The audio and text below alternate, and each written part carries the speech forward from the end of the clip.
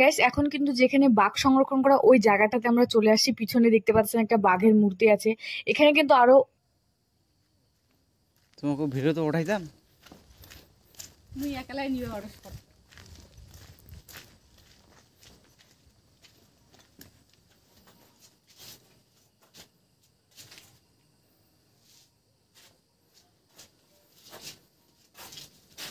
এখানে আগে অনেক কিছু পশু ছিল। আগে ছিল আরো জঙ্গলি মোষ, এগুলো কিন্তু প্রচন্ড ভয়ানক হতো। এর সাথে কিন্তু এখানে অনেক পশু পাখি সংরক্ষণ করা হতো। এখন জানি কি সুন্দর হাওয়া।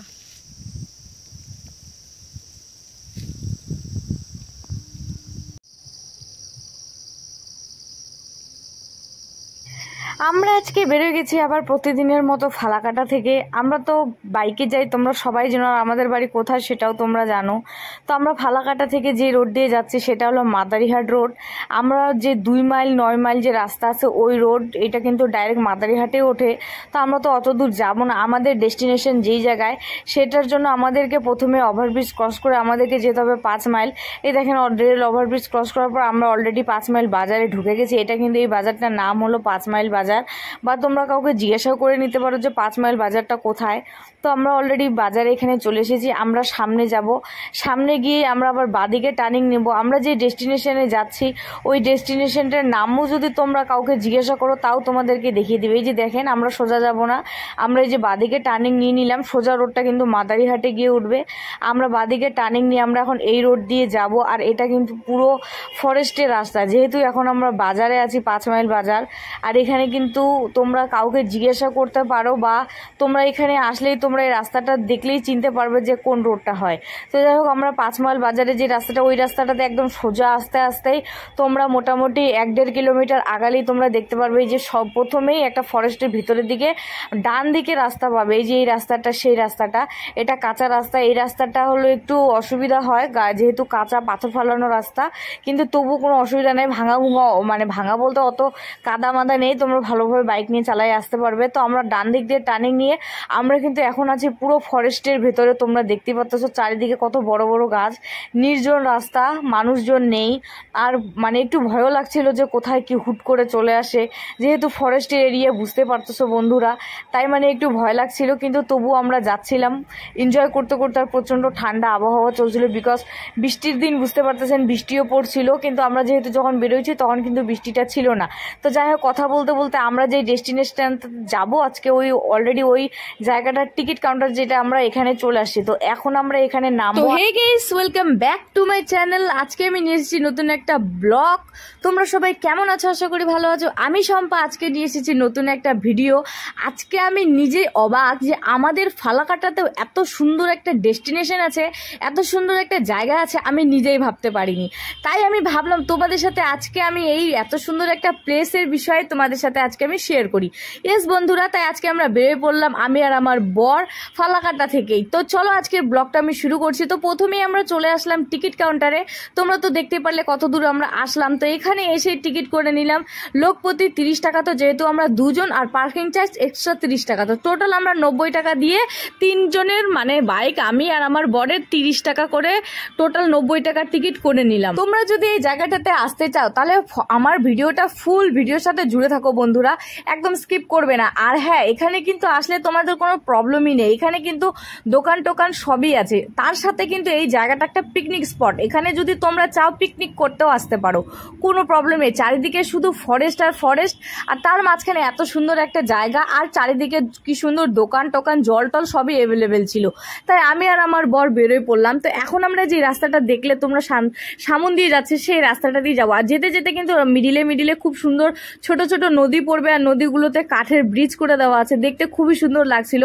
আর মাঝে মধ্যেই 2-1 মানুষ যারা হলো এখানকার এই আশেপাশে বাড়ি যাদের, তারা কিন্তু দেখা যাচ্ছিল। একটু ভয়টা কমও লাগছিল, কারণ ফরেস্ট এরিয়া, বুঝতেই পারতেছেন, একটু তো ভয় লাগবেই। চারিদিকে নির্জন রাস্তা, লোকজন একদমই দেখা যায় না। আর চারিদিকে কোনো মানুষজন না, গাড়ি ঘোড়া, কোনো কিছুরই আওয়াজ নাই। একদম নতুন জায়গা। আর এই ফরেস্টের অভিজ্ঞতা প্রথম, একটু ভয় লাগছিল, কি বলবো। চারিদিকটা দেখুন বন্ধুরা, কি গভীর জঙ্গল। আমি একা একাই হেঁটে যাচ্ছিলাম, দেখতে খুবই ভয়ানক লাগছে যে কোন সময় কোন পশু সামনে চলে আসবে। ও মাই গড, সামনে আসলে আমি কি করব? আমি তো দৌড়াতেও পারি না, আমি যে মোটু, আর দৌড়াতে দৌড়াতে তো আমাকে খেয়ে শেষ করে দিবে। যাই হোক বন্ধুরা, ওইখান থেকে কিছু 500 মিটারের মতো হেঁটে হেঁটে এগোলেই দেখতে পাবেন আপনি এখানে সামনে আরেকটা টিকিট কাউন্টার। এই টিকিট কাউন্টারে তোমাদেরকে দেখাতে হবে যে টিকিটটা আমরা 30 টাকা দিয়ে সামনে করলাম, ওইখান থেকে এসে এই টিকিট কাউন্টারে দেখা যেত। তো আমার বর পিছন থেকে ভিডিও করছিল আর আমি আস্তে আস্তে হেঁটে যাচ্ছিলাম। ওখানে গিয়ে আমি এখন টিকিটগুলো শো করব, তারপরে কিন্তু আমরা ওই গেটের ভিতরে এন্ট্রি নিব। যেহেতু এখন বর্ষার টাইম তাই একটু জঙ্গলটা বেশি, কিন্তু বর্ষার টাইমটা পার হলে দেখতে কিন্তু খুবই সুন্দর আর চারিদিকগুলো খুব সুন্দরভাবে মানে পরিষ্কার পরিচ্ছন্ন করে রাখবে। তখনকার ওয়েদারটা আর তখনকার ভিউটা কিন্তু দেখতে খুবই সুন্দর। তো যাই হোক, ওখানে আমরা টিকিট শো করি, এখন আমরা যাব ভেতরে। তো দেখেন আমরা অলরেডি ভিতরে কিন্তু চলে আসলাম।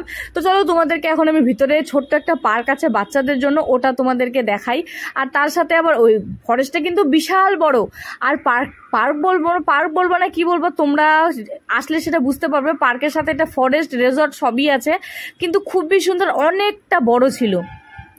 তো এখন যাব প্রথমে এই যে পার্কের ভেতরে, এখানে বাচ্চাদের অনেক দোলনা খেলার অনেক কিছু আছে, কিন্তু এখন বর্ষার টাইম যেহেতু সেই জন্য একটু লোকজন কম, কিন্তু পার্কের ভিতরে অনেক মানুষই আসছিল। আর সব থেকে বেশি যেটা ছিল সেটা কাপল। এটা কিন্তু এই পার্কটা কিন্তু অ্যাকচুয়ালিতে কাপলদের জন্য একদম বেস্ট জায়গা। ইয়েস বন্ধুরা, এখানে কিন্তু কাপলরা আসলে খুব সুন্দর রোম্যান্স করতে পারবে। ইয়েস, কোনো ডিস্টার্ব ছাড়া, কোনো টেনশন ছাড়া। তো যাই হোক, তোমরা আসবে কিনা সেটা তোমাদের পার্সোনালি ম্যাটার। আমি যেহেতু আমরা তো আর কাপল বলতে আমরা তো আর গার্লফ্রেন্ড বয়ফ্রেন্ড, আমরা যেহেতু হাজব্যান্ড ওয়াইফ, তাই আমাদের কোথাও গেলে বা কোথাও স্টে করলে আমাদের কোনো সেরকম সমস্যা হয় না। তো যাই হোক, আমরা এই যে তোমাদেরকে দেখালাম পার্কটা, ওখান থেকে টিকিট করে নিয়ে আমি তোমাদেরকে চারিদিকে পার্কটা দেখিয়ে দিলাম। এখন একটা ঘর দেখাবো যেখানে বসে তোমরা ওখানে কিছু খেতে পারবে বা একটু আড্ডা দিতে পারবে। ওই ঘরগুলো কিন্তু কাঠের, মানে জঙ্গলের যে কাঠটাটগুলো ছিল ওগুলো দিয়েই সুন্দর করে বানানো। আর দেখুন নিচ দিয়ে একটা ছোট্ট ক্যানেলের মতো বানিয়ে দিয়েছে, আর তার উপরে সুন্দর একটা কাঠের, এগুলা কাঠের না, এটা হলো সুপারি গাছের যে ডালগুলো হয় সেগুলো দিয়ে কি সুন্দর করে বানানো আছে। আর দেখেন এই ঘরটাও কিন্তু সে কাঠের ইসে দিয়ে, সুপারি গাছের গোড়া দিয়েই বানানো। দেখুন কি সুন্দর লাগছে না চারিদিকে। এখন একটুও যেহেতু জঙ্গল, বাট বললামই এখন বর্ষার টাইম তাই একটু জঙ্গল। পরে এগুলো পরিষ্কার করে একদম খুব সুন্দর দেখা যাবে। আর আমার বরটা দেখেন আমাকে ছেড়ে একা হেঁটে চলে যাচ্ছে। কি আনরোম্যান্টিক বর পেয়েছি, মানে বলার ভাষা নেই। পার্কে একটু হলো তো মানুষ রোম্যান্স করে বা একটু হাত ধরে ঘুরে, ওফ কি যে কপাল আমার। যাই হোক বন্ধুরা, তোমাদের যাতে এরকম না হয়, তোমরা ভালো বর পাও, আমি ভগবানের কাছে সেটা আশা করি। আমার বরটা তো এরকমই, কিন্তু মোটেও না বন্ধুরা। ও ভিডিওর জন্য একটু ব্যস্ত আছে, বাট ও আমাকে খুবই সত্যি ভালোবাসে, অসাধারণ আমার কেয়ার করে, সব কিছু খেয়ালভাবে চলে। তো যাই হোক, এই যে দেখেন আবার এগোচ্ছি, আর তোমরা রাস্তা সাইডে দেখতে পাচ্ছ কত সুন্দর কত কাপল আসছে। ইস, দেখে কি বলবো। তোমরাও কিন্তু অবশ্যই আসবে এই পার্কটাতে ঘুরতে, আসলে তোমাদেরও খুবই ভালো লাগবে। তো দেখেন কি সুন্দর, নিচে একটা বড় নদী আর তার উপরে এত বড় একটা কাঠের ব্রিজ, আর চারিদিকটা এখানে কিন্তু রিসর্ট, মানে এই জায়গাটা রিসর্টও আছে প্লাস পার্কও আছে, প্লাস এটা একটা ফরেস্ট, চারিদিকে ঘন ফরেস্ট, আর তার মাঝখানে এত সুন্দর একটা রিসর্ট প্লাস পার্ক। আর কি বলবো, মানে ঘোরার জন্য এই ডেস্টিনেশনটা খুবই সুন্দর। আর চারিদিকে সবকিছু যে মানে কি বলবো, মূর্তি টুর্তি, কোনো ঘর বা কোনো ইসে যে বানানো আছে সব কিছু কিন্তু কাঠের বানানো আর গাছের প্রাকৃতিক ন্যাচারাল জিনিস দিয়ে বানানো। যে দেখেন আমরা এখন যাব এই টাওয়ার হাউসটার উপরে। এটা কিন্তু যে টাওয়ার হাউসটা বানিয়েছে এগুলো কিন্তু বড় মোটা যে গাছ আছে, শাল, সেগুন বা আরও কী নাম আছে, আমি গাছের নাম জানি না, ওগুলোর মোটা গোড়া দিয়ে সেইগুলো বানানো। আর দেখেন যে এই ঘরটা দেখতে পাচ্ছেন, পুরো সিঁড়িগুলো যে সব কিছু কিন্তু কাঠের বানানো। এখানে কিন্তু কোনো সিমেন্ট বা পাকা না, সব কিছু কাঠের বানানো। খুবই সুন্দর জায়গা বন্ধুরা, তোমরাও যদি আসো, তোমরা যখন দেখবে তোমাদেরকেও সত্যি ভালো লাগবে। আর তোমরা যদি আসো তাহলেও কিন্তু অবশ্যই জানুয়ারি ফেব্রুয়ারি মাসে আসবে, কারণ এই টাইমটা কিন্তু এখানে লোকজনও ভালো হয়, প্লাস আবার চারিদিকগুলো খুব সুন্দরভাবে পরিষ্কার পরিচ্ছন্ন করে রাখা হয়। চারিদিকে গাছ টাছ কেটে মানে খুব ভালোভাবে রাখা হয়, তখন দেখতে খুবই সুন্দর লাগে। আর যেহেতু এখন আমরা বর্ষার টাইমে আছি তাই আমরা একটু নোংরা পেলাম, কিন্তু তবুও কিন্তু খারাপ ছিল না। বর্ষার টাইমে চারিদিকটা বেশি করে সবুজ লাগছিল, খুবই সুন্দর লাগছিল। দেখেন আমরা টাওয়ার হাউসটার উপরে উঠে গেছি কষ্ট মষ্ট করে, আর চারিদিকটা দেখেন বন্ধুরা, উপর থেকে নিচের ভিউটা দেখতে খুবই অসাধারণ লাগছিল। আমার তো পুরো অবস্থা নাজেহাল। আপনারা তো সবাই জানেন আমি একটু মোটু, তাই উপরে উঠতে আমার অবস্থা পুরো খারাপ। আমি দেখেন পুরো লাল টুসটুসা হয়ে গেছি আর পুরো ঘেমে গেছি, কিন্তু উপরে উঠে নিচের ভিউটা দেখে কিন্তু খুবই দারুণ লাগছিল, অসাধারণ লাগছিল। কি বলবো, জাস্ট বলার ভাষা নেই। তোমরা দেখতেই পাচ্ছ বন্ধুরা চারিদিকটা তোমাদেরকে কি সুন্দর আমি ঘুরিয়ে দেখাচ্ছি, জাস্ট অসাধারণ ওয়াও ভিউ। তোমরাও আসলে সেটা দেখতে পাবে। আর অবশ্যই কিন্তু তোমরা কাপল আসলে কিন্তু তোমরা এই জায়গাগুলো মিস করবে না, সত্যি অসাধারণ জায়গা। তার পাশে নিচে ছিল একটা জংলি মোষ এর যে মাটির বানানো সেগুলো, আর এগুলো কিন্তু প্রচণ্ড ভয়ানক হয়। আর এখানে কিন্তু জংলি মোষ, হাতি, বাঘ অনেক কিছু এখানে সংরক্ষণ করা হয়। জানি না বাঘ পাবো কি না, তবু আগে যাই যে জায়গাটাতে আরও আছে। বললাম যে এটা যেহেতু ফরেস্ট, তো আমরা এখন ওই জায়গাটা তো যাবো, কিন্তু তার আগে তোমাদেরকে আরেকটা জায়গা দেখিয়ে দিই। এখানে পাশেই সুন্দর সুন্দর প্লেস আছে, তার সাথে ছিল একটা নৌকোর ইসে, খুবই সুন্দর। তো চলো আমি তোমাদেরকে ওই নৌকোর প্লেসটা দেখিয়ে দিই। এখানে কিন্তু কি বলবো, যখন জানুয়ারি ফেব্রুয়ারি মাস আসে তখন কিন্তু বোটও চালানো হয়। বোটের জন্য এক্সট্রা টিকিট নেয় 30 টাকা, ওরকমই টিকিট নেয়। ওখানেও তোমরা বোটে উঠতে পারবে, আর সুন্দর জল থাকে, জলের উপরে বোটটা চালানো হয়। আর এই যে দেখেন এগুলো কিন্তু রিসর্ট, এখানে কিন্তু পুলিশ টুলিশ সবই আছে। এগুলো কিন্তু সব সরকারি মানে বন দপ্তরের দিক থেকে এগুলো সব বানানো হয়েছে, যার জন্য এখানে পুলিশ টুলিশ সবই আছে। আর যেহেতু এখানে জংলি পশুদেরকে সংরক্ষণ করে রাখা হয়, তাই এখানে কিন্তু গার্ড, খুবই কড়া গার্ড। এখানে চারিদিকে কিন্তু ওই যে লাইনের যে পুরো কারেন্ট দিয়ে বানানো যে তার লাগানো থাকে সেগুলো লাগানো আছে, যাতে কোনো এখানে চুরিচামারি না হয়। প্লাস এখানে পুলিশের পাহারা খুবই কড়া। আর এখানে কিন্তু লোকজন আইসে ঘুরে যেতে পারে, কিন্তু কোনো অস্ত্র শস্ত্র নিয়ে কিন্তু এখানে কোনো কিছু অ্যালাউ নেই। তোমরা আসো, ভিডিও করো, ঘুরো ফিরো, সব কিছু করতে পারো, কিন্তু উল্টো পুল্টো কিছু করতে পারবে না। যাই হোক, এই যে দেখেন হাঁটতে হাঁটতে যে তোমাদেরকে বললাম যে বোর্ডে উঠতে পারবে। এখানে কিন্তু বোর্ডের তোমরা দেখলে ব্লু কালারের বোর্ডটা, এখানে তোমরা 30 টাকা টিকিট করে এই যে জলের উপরে বোট চালাতে পারবে। চারিদিকটা দেখুন বন্ধুরা কি সুন্দর না নদীটা। আর এখন বর্ষার টাইম, তাও জলও বেশি, দেখতে খুবই সুন্দর ছিল। নদীটার পাশে পাশে ছোট ছোট মাছ একদম চলাফেরা করছিল, দেখতে খুবই সুন্দর লাগছিল। তো যাই হোক, এখন আমরা যাব কোন দিকটায় বলুন তো? যেই দিকটাতে বাঘ সংরক্ষণ করা আছে। জানি না আমাদের ভাগ্যে বাঘ আছে কি না, কিন্তু তবুও চলুন দেখি, একটু চেষ্টা করে যদি বাঘ পেয়ে যাই, বলা তো যায় না, থাকতেও পারে। আসার সময় দেখলাম চারিদিকটা কি সুন্দর বসার, দেখুন কি সুন্দর করে ডেকোরেশন করে দেওয়া আছে। এগুলাতে তোমরা চাইলে বসে আড্ডা দিতে পারো, দেখতে খুবই সুন্দর ছিল। তো কিছুটা হেঁটে হেঁটে আস্তে আস্তেই দেখলাম এখানে লেখা আছে বন্য প্রাণীকে ডিস্টার্ব করবেন না। মানে এখানে আগে মানে পশু পাখি রাখা হতো, কিন্তু এখন যদিও এখানটায় নেই, সামনটায় আছে, কিন্তু এখানে লেখা ছিল যে এখানে বন্যপ্রাণী ডিস্টার্ব করবেন না। তাই তোমাদেরকে একটু দেখিয়ে দিলাম। তো দেখেন আমরা অলরেডি এই জায়গাটাতে চলে আসলাম। এখানে কিন্তু বাঘ, হাতি অনেক কিছু সংরক্ষণ করা হয় বন্ধুরা। দেখো কি সুন্দর, এখানে মাটির একটা হলো বাঘ বানিয়ে দেওয়া আছে, আর নিচে যে দেখতে পারতেছেন লেখাটা, এগুলো কিন্তু কাঠের উপরে।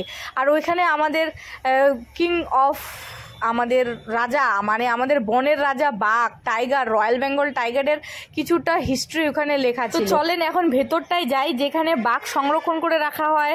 মানে চারিদিকটা তোমাদেরকে ভালোভাবে ঘুরিয়ে দিই। এখানটায় কিন্তু ভেতরে এন্ট্রি নেই, যেহেতু জঙ্গলি পশু, ওরা তো আর তোমরা মানুষ বা তোমরা ভালো সেটা তো বুঝবে না, সেটা তো তোমরা ভালোভাবেই জানো। তাই এখানে সব কিছু একদম লক করে রাখা, যে যা তোমাদের দেখার বাইরে থেকে তোমরা দেখবে। তো আমরা হেঁটে হেঁটে যাচ্ছিলাম, এটা পুরো রাউন্ড গোল করে দেওয়া।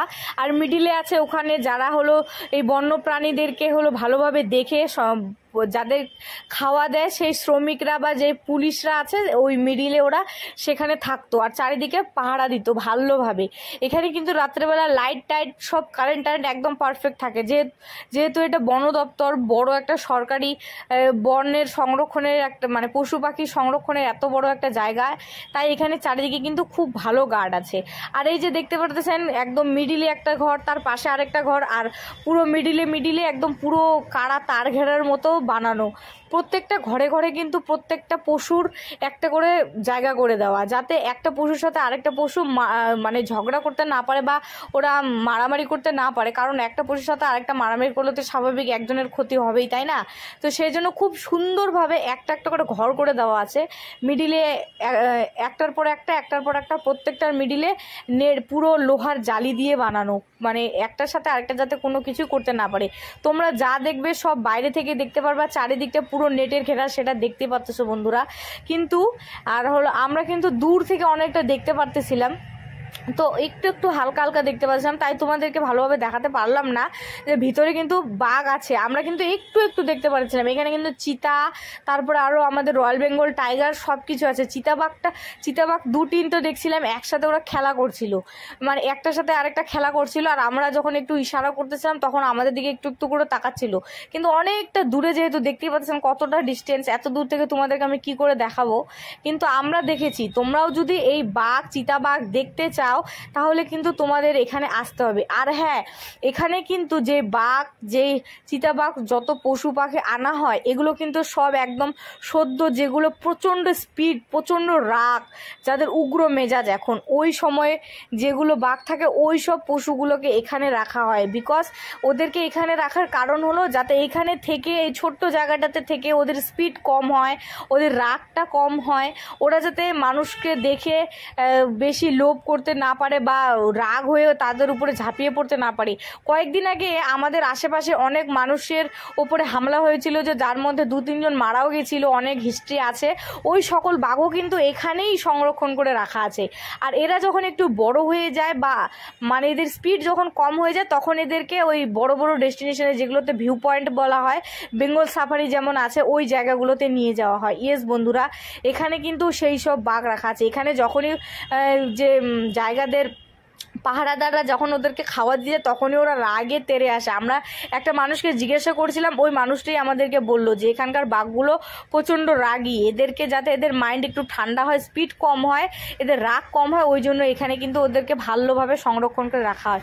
এই যে সোজা দেখতে পাচ্ছেন ওই যে জায়গাটাতে, ওইখানে কিন্তু আমরা অনেক 2-3টে চিতাবাঘ আর হলো ওখানে কিন্তু বাঘ দেখেছিলাম, শুয়েছিল, ওরা খেলছিল। আমরা একটু একটু করে ডাকছিলাম কিন্তু শোনে না, ওরা প্রচণ্ড রাগী, সেই জন্য ওদেরকে একটা ঘরের মধ্যে বন্ধ করে রাখা হয়েছিল, একদম ছাড়াছাড়ি বন্ধ। সেই জন্যই বন্ধুরা এই জায়গাটা কিন্তু সত্যি খুবই অসাধারণ, তো তোমরা দেখতেই পারলে। আর হ্যাঁ, সব থেকে মজাদার বিষয় হলো এখানে কিন্তু আমরা ভাবিনি যে এতগুলো বাঘ আছে। আর এটা কিন্তু ওই যে দেখেন এখানে লেখা আছে হিস্টোরি অফ রাজা। এখানকার যে বাঘগুলো আছে এগুলো বাঘের যে বড় বড় হিস্ট্রি, কোথায় কাকে মেরেছে, কোথায় কি করেছে, এগুলো কিন্তু এখানে লেখা আছে। সত্যি অসাধারণ জায়গা। আর আমরা ভাবিনি যে এখানে 2-3টে বাঘ আছে, আমরা পরে জানতে পারি যে এখানে পুরো 22টা বাঘ রাখা আছে বন্ধুরা। অসাধারণ ব্যাপার, 22টা বাঘ এখানে রাখা আছে, ভাবার বিষয়। সত্যি আমার তো ভীষণ ভয় লাগছিল যে একটা বাঘ যদি ছাড়া পায় কি হবে অবস্থা। যাই হোক বন্ধুরা, আমার ব্লগটা তোমাদেরকে কেমন লাগলো অবশ্যই আমাকে কমেন্ট বক্সে জানাবে। আর অবশ্যই আমাকে কিন্তু সাবস্ক্রাইব করে অল নোটিফিকেশন দাবিয়ে দেবে নতুন নতুন আপডেট পাওয়ার জন্য। তো আজকের ভিডিওটা আমি এখানে শেষ করছি। তোমরা সবাই ভালো থেকো, সুস্থ থেকো। আর আসার সময় দেখলাম, দেখেন এটা হলো জঙ্গলের ছাগল, কোথায় উঠে সে লতা পাতা খাচ্ছে, ভাবার বিষয়। দেখছেন, এটা হলো ছাগল। তো সবাই ভালো থাকবেন, সুস্থ থাকবেন। তো আজকের জন্য আসি বন্ধুরা, দেখা হচ্ছে নেক্সট ব্লগে। লাইক শেয়ার করতে কিন্তু ভুলেন না।